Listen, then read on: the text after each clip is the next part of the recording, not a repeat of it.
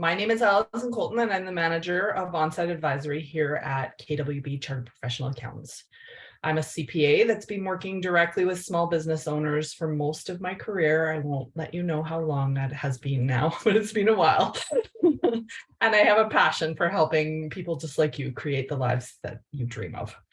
So today we'll discuss the importance of carving out time to work on your business as opposed to in your business, and how to focus your time on doing things that will make the biggest impact to your bottom line, maximizing both your profit and your cash flow, and ultimately maximizing the value of your business.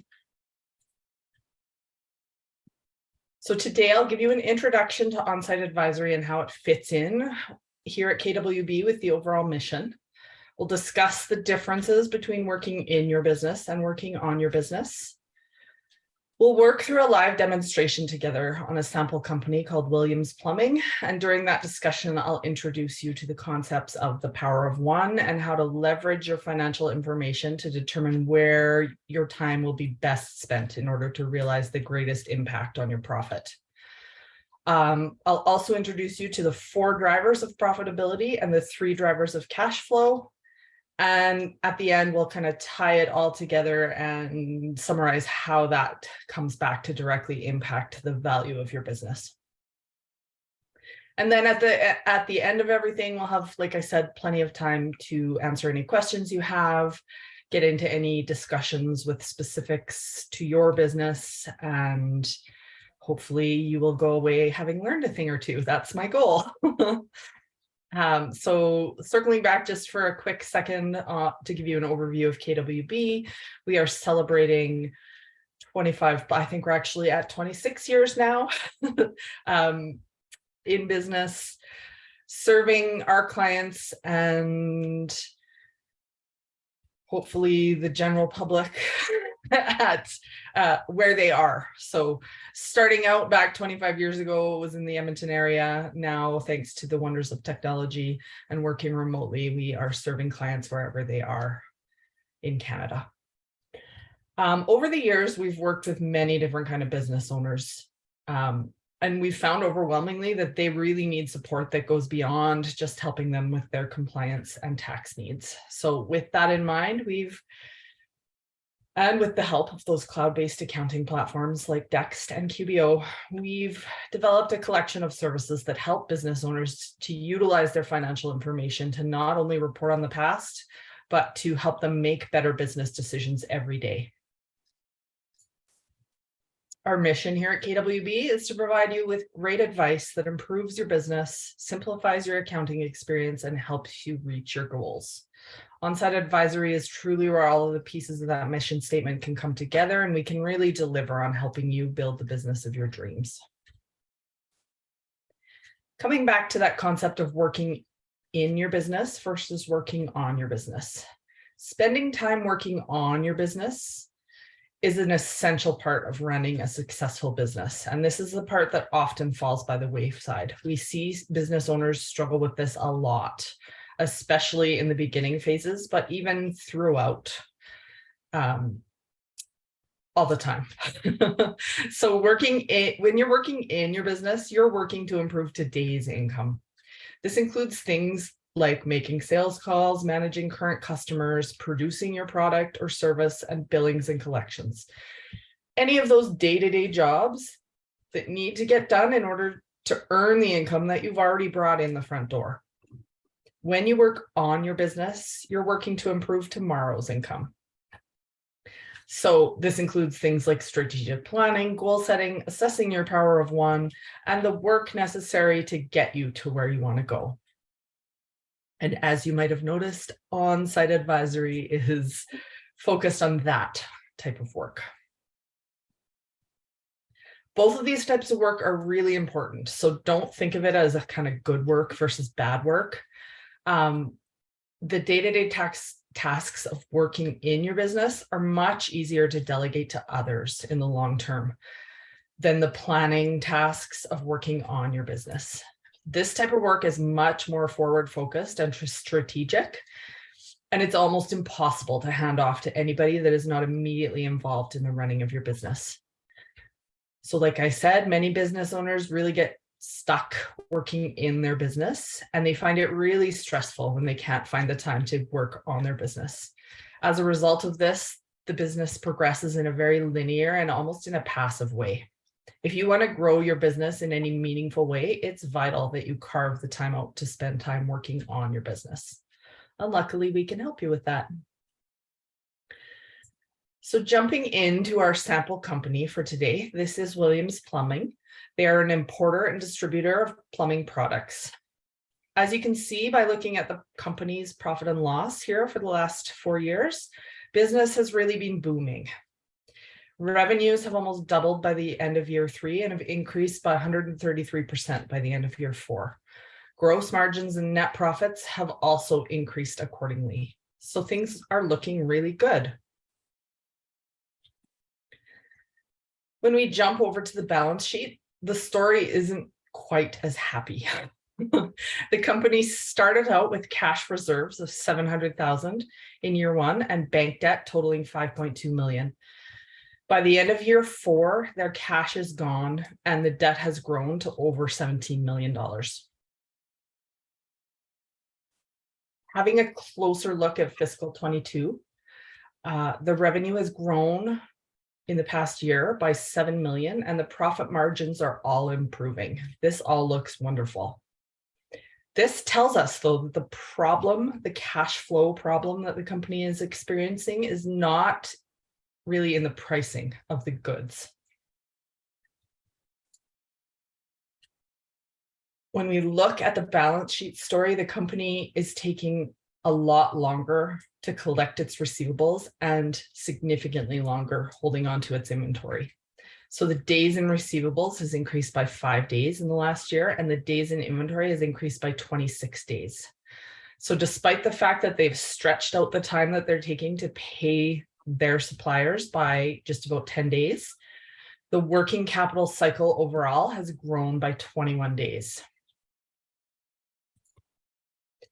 So in short, the company's internal processes haven't been able to keep up with its aggressive growth. The increase in working capital necessary to keep up with that growth has exceeded the increased cash flow from that growth. And this is resulting in a surge in debt. At some point, the bank is going to put the brakes on and say, no, we're not funding any more of this. You need to start to pay us back rather than us continuing to fund your growth. So that brings us to the power of one. How do we decide what to focus on first? Where do we start? The power of one is the code of your business. It shows the impact that a 1% or a one-day improvement has on the 7 drivers of profit and cash flow. Ultimately, this translates into being the value of your business. The 4 drivers of profit are price, volume, direct costs, and overhead costs. Price and volume work together to increase those gross revenues. Direct costs and overhead costs are the 2 categories of expenses that are deducted from your gross revenues to arrive at your net profit. All 4 of these drivers directly affect profit and cash flow. So price versus volume, which lever will have the biggest impact on the bottom line of the business? Many business owners really focus on volume and immediately say, I just need to sell more. I need to sell more. I need to sell. But that's not always necessarily the case. So here we can see for Williams Plumbing that a 1% increase in the price of their product is going to be 3.2 times more effective on the profit and 7.7 times more effective on the cash flow than that same 1% increase in volume would be. Looking at each of these factors a little closer and what we can do to control them. So price is a fairly easy one to control. You have direct control over your prices. You're the ones that are setting your prices. But how do you know that you're even charging the right price? That's a tricky question, right? Because if you're charging too much, you're going to miss out on some of that sales volume that is available for you. And if you're charging too little, you're going to leave revenue on the table, even though you're really busting your butt to make your sales. It's a bit of a process of trial and error. And it's a lot of knowing your own business, which you're all great at. So trusting your own instincts, of course, doing your research, knowing what your competitors are charging, knowing what the marketplace says the price should be, and then playing around a little bit with what the market will bear. So you know that you're charging the right amount when you're hearing mostly yeses to your sales pitch, but not really all easy yeses. And it's like I said, really a gut instinct at that point. Volume. So affecting your sales volume, you've got to work a little harder for that. That is where you need to focus, turn your focus to sales. Again, you need to know what your competitors are doing here. You need to know what they're doing better than you, and you need to know what you do better than them. So this is where doing some turning your sight internally and really being honest with yourself about your strengths and weaknesses, and focusing on what you can do better than your competitors and really getting that message across to your customers. Understanding what your customers' needs are and what problem you're solving for them, how you're making their lives easier. Looking at the next two, direct costs versus direct overhead. It's important to know where to focus your time when you're focusing on cost reduction. It's not just as simple as just reducing your costs across the board. Sometimes certain things will have a greater impact than others. So here we can see that focusing for Williams Plumbing on a reduction to direct costs is going to have a 3.5 times greater impact, and a 3.5 times greater impact on profit, and 4.5 times greater impact on cash flow than focusing on those overhead costs will. So direct costs, those are the costs that are directly related to the product or service you're selling. Generally the cost of purchasing your inventory and any costs that go into producing your product. These can also include wages paid to employees that are directly producing your goods or services. In order to reduce these costs, things like negotiations with your suppliers and employees can help, as well as just shopping around in a competitive market to ensure that you're paying the best price available.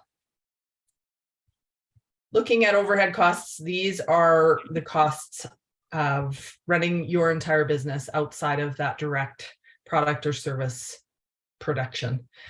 Again, negotiation with suppliers helps here and shopping around. Also, another important measure that you can take here is setting a budget for yourself annually, and then monitoring your progress against that budget so that you can course correct when you're going off your plan and know before, months and months down the road when your year end is finally done and you look at the total spending in a certain category and go, whoa, I didn't know that I spent that much. And it's too late to do anything about it at that point.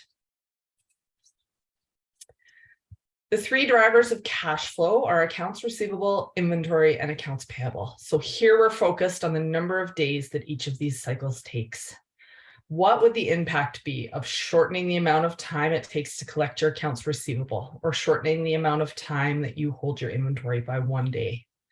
What if you could stretch out the time it takes for you to pay your suppliers by 1 day, and you would be taking then full or better advantage of your credit terms? So looking at this for Williams Plumbing, we can see that reducing the collection cycle by 1 day will generate over $115,000 in cash flow for the company. Reducing the amount of time they're carrying their inventory by 1 day will generate over $79,000 in cash flow. And stretching out the time it takes for them to pay their suppliers by 1 day creates that same $79,000 in additional cash flow. Again, taking a bit of a deeper dive into each one of these. and talking about how you can affect these cycles. So when it comes to days in accounts receivable, the first thing you need to remember is that you didn't get into business to be a bank for your customers. So in a lot of cases, it's pretty standard to set credit terms for certain industries, and that's okay. But realizing that that's not your main job and that's not what you got into business to do is the first step. And then setting those credit terms and being really clear with your customers, communicating them on all of your invoices. Maybe you're going to choose to avoid extending credit to all of your customers, and you're going to limit that to certain qualified customers. And then also following up, once you set your credit terms, following up and enforcing those credit terms. And just following up in general with your customers. So making sure that it's somebody's job within your organization to be following up on late payments, or on payments that are even not late yet, but coming due in the next little while, so that somebody is having oversight of that function within your organization on a regular basis. Days in inventory, how can we control this one? This is about shortening the amount of time that you're carrying that inventory for, and the amount of time that your money is tied up in that inventory. First of all, a lot of businesses don't even know what the value of that inventory is. They count it once in a while because their accountant makes them do it at year end. And beyond that, they really have no idea of what is sitting on their shelves on even a monthly basis. So putting some processes in place to know what that value is, if not at all times, at least periodically, more than annually, is really best practice. There's a lot of great apps and programs that will talk to your accounting software now that we can help put in place for you to have more of a constant value and handle on your inventory. Once you get that handle on what your inventory is, you can start to take steps in the direction of optimizing your inventory. So the idea here is to not have so much stock on hand that it's collecting dust, but yet you still want to have what you need when you need it, and not have your work being held up by orders coming in.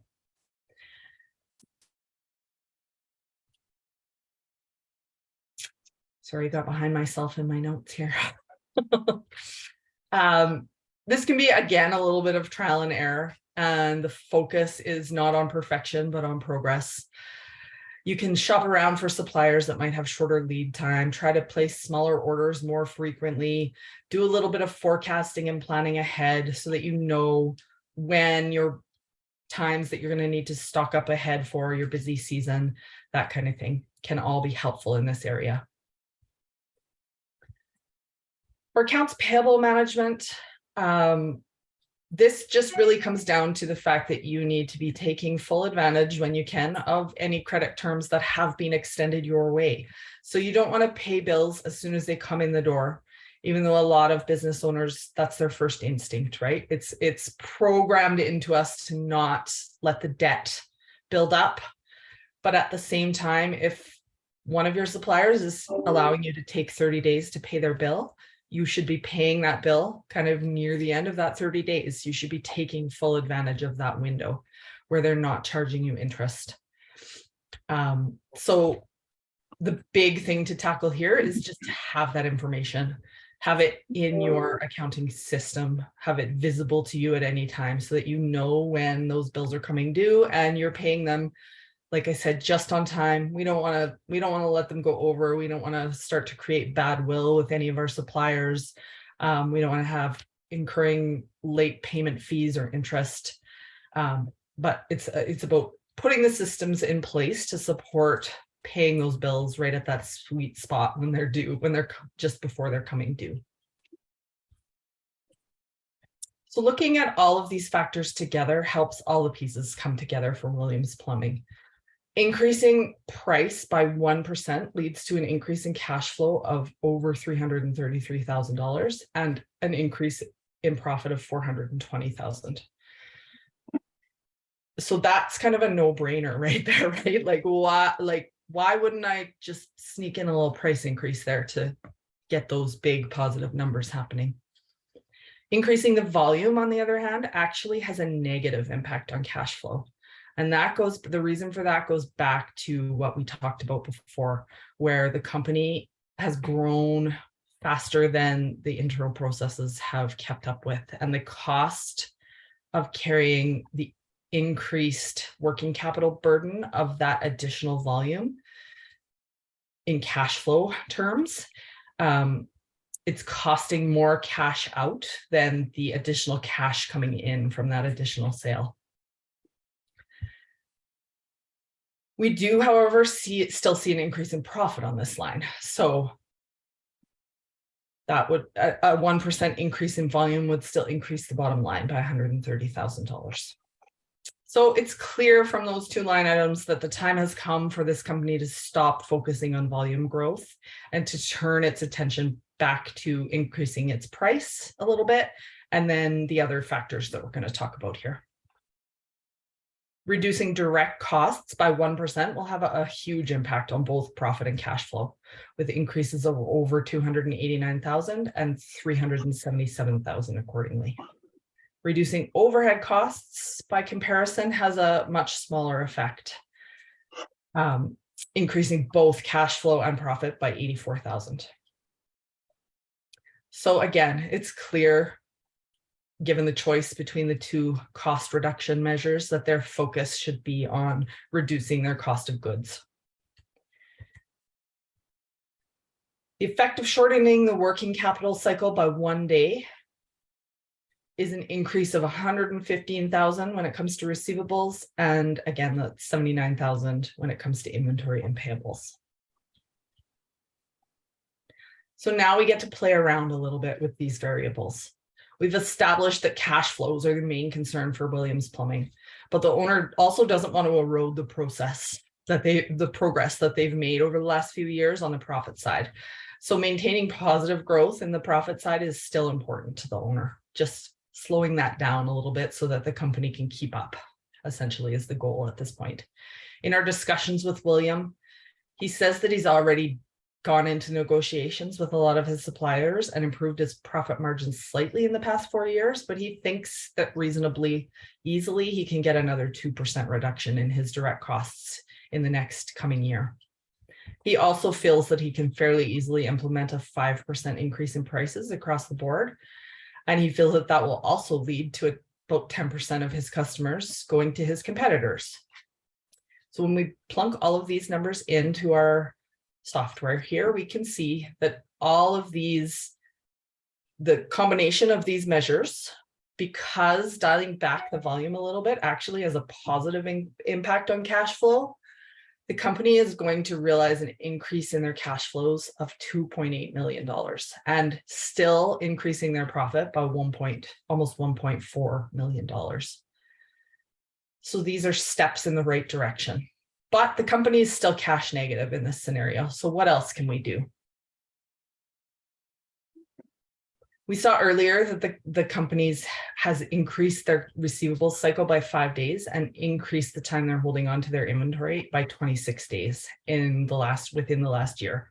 If they can even partially reverse those changes by reducing their receivables cycle by 2 days and reducing the amount of time they're holding on to that inventory by 5 days, they're going to add another $627,000 in cash flow in. So the overall impact here is pretty dramatic. Yeah, I was just listening in and kind of doing other things. They're going to overall increase their cash flow by $3.4 million and increase their profit by $1.37 million.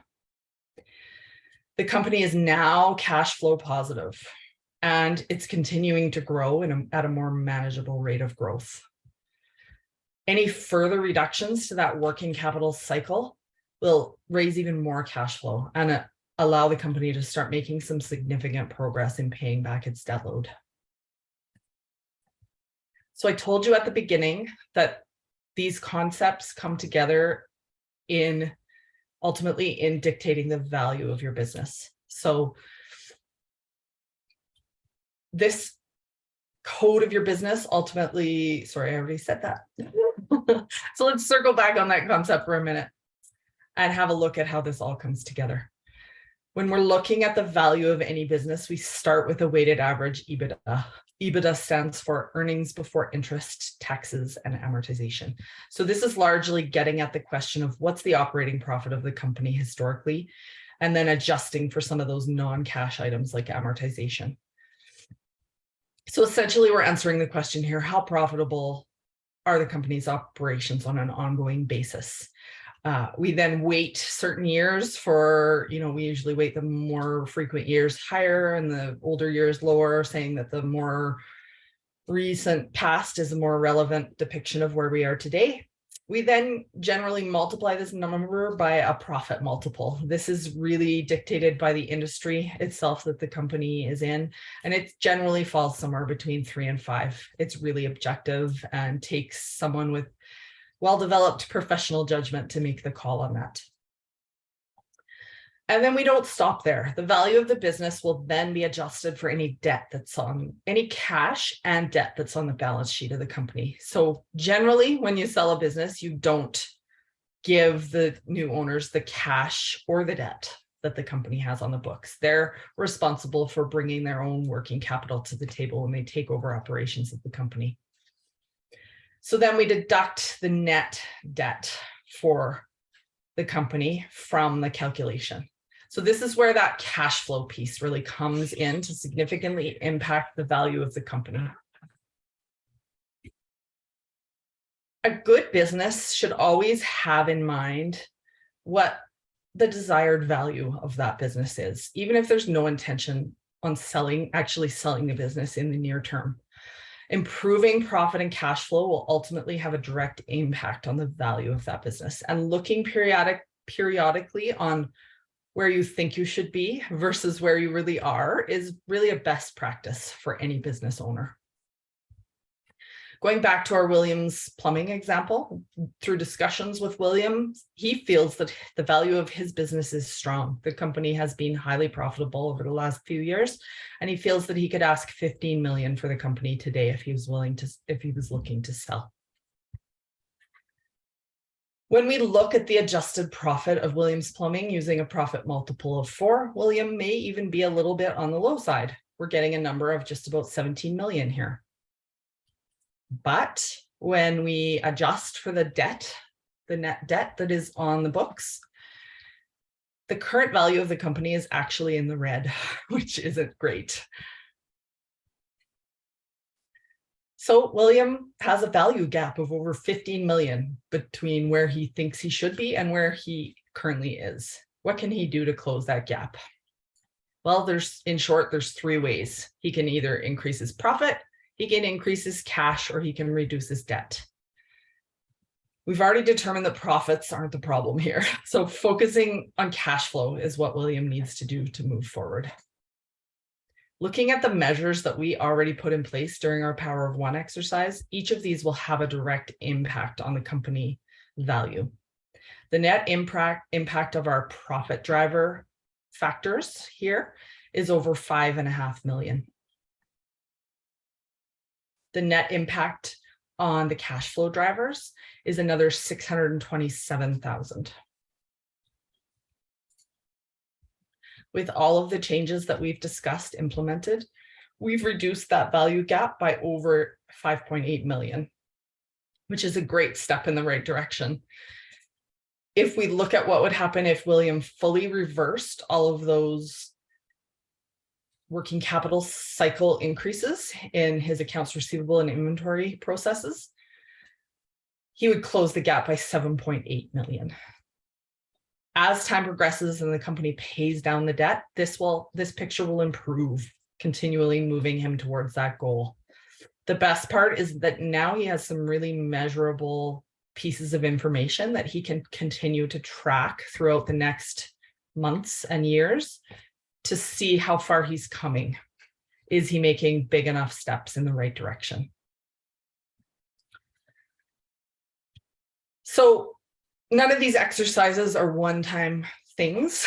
They're all things that should be revisited regularly as a best practice.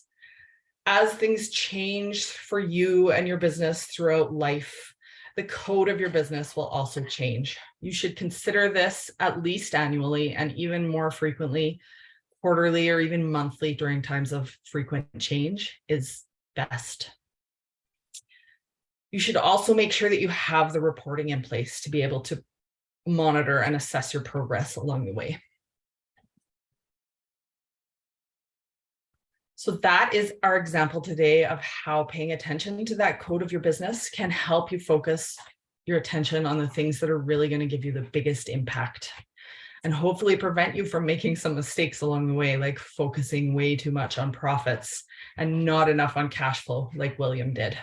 Put my contact information up again here for all of you. If at any time you want to have some more discussions with myself or any of the partners here at KWB, you can reach out and we're happy to schedule one-on-one sessions with you to answer all of your questions and get a little more specific about your individual businesses.